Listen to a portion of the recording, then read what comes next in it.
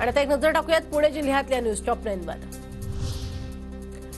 पुण्याच्या दगडूशेठ हलवाई गणपती मंदिरामध्ये श्रीराम अक्षता कलशाचं पूजन, ट्रस्टच्या विश्वस्तांकडून डोक्यावरती कलश घेऊन विधिवत पूजन। पुण्यामध्ये महाविकास आघाडीतर्फे 27 डिसेंबरला शेतकरी आक्रोश मोर्चाचं आयोजन, केंद्र सरकारच्या शेतकरी विरोधी धोरणांचा निषेध करणार। मोर्चाचं नेतृत्व सुप्रिया सुळे, अमोल कोल्हेंकडे।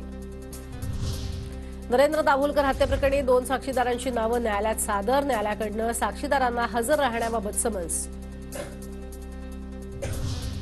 पुण्याच्या कोंढवा परिसरात बेकायदा शस्त्रविक्रीचं मोठं रॅकेट उघड, 2 आरोपींना अटक, 7 गावठी पिस्तुलं जप्त।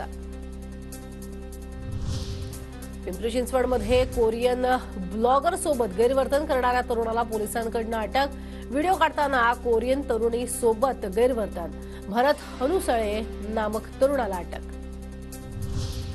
पुण्याच्या भोरमध्ये कृषी विभागाकडून शेतकऱ्यांसाठी विशेष कार्यशाळेचं आयोजन, शेतकऱ्यांना विविध शासकीय योजनेची माहिती व्हावी यासाठी कृषी विभागाकडून उपक्रम।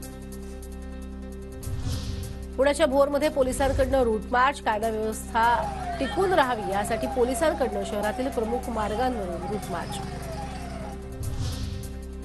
पुण्याच्या जुन्नरमध्ये रब्बी हंगामातील कांदा लागवडीची तयारी अंतिम टप्प्यात, लागवडीसाठी वाफे तयार करण्याची शेतकऱ्यांची लगबग। गुगलवरनं माहिती घेऊन घरफोडी करणाऱ्या चोरट्याला तेलंगणातनं अटक, येरवडा पोलिसांची मोठी कारवाई, आरोपीकडून घरफोडीचं साहित्य जप्त।